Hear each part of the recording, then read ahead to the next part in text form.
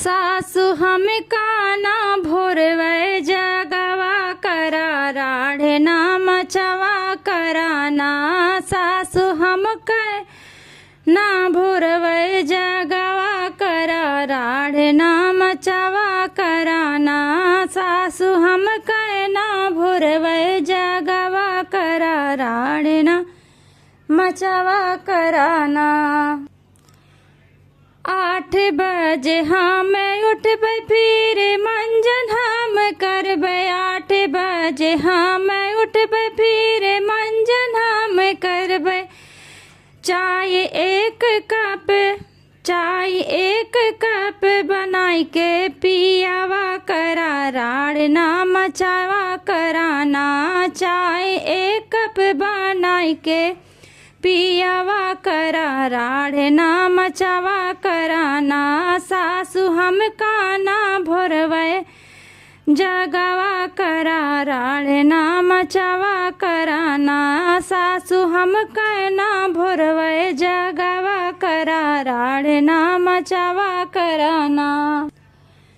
रात भर के जगाई भोर नींद हम आई। रात भर के जगाई भोर नींद हम आई। रात भर के जगाई भोर नींद हम आई। अपने बेटवा का बहरे सुतवा करा राढ़े ना मचवा कराना। अपने बेटवा का बहरे सुतवा करा राढ़े ना मचवा कराना। सासु दिन भर के सासु हम काना भोरही जगवा करा राढ़े ना मचवा कराना। सासु हम काना भोरही जगवा करा राढ़े ना मचवा कराना।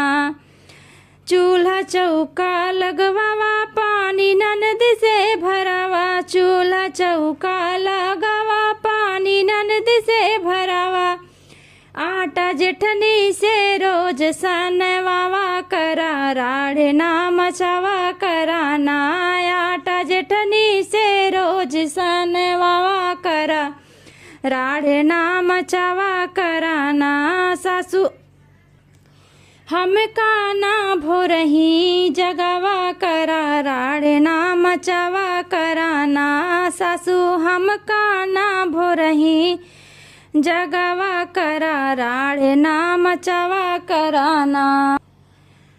कल से हमें ना जगाई मारी झगड़ा होई जाई। कल से हमें ना जगाई मारी झगड़ा होई जाई।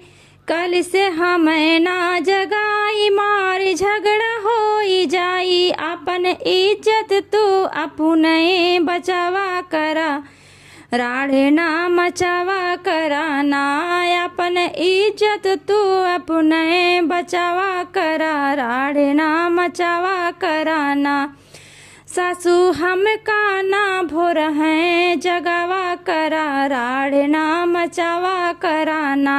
सासु हम काना भोरवें जगवा करा राढ़े ना मचवा कराना। सासु हम कहना भोरवें जगवा करा राढ़े ना मचवा कराना।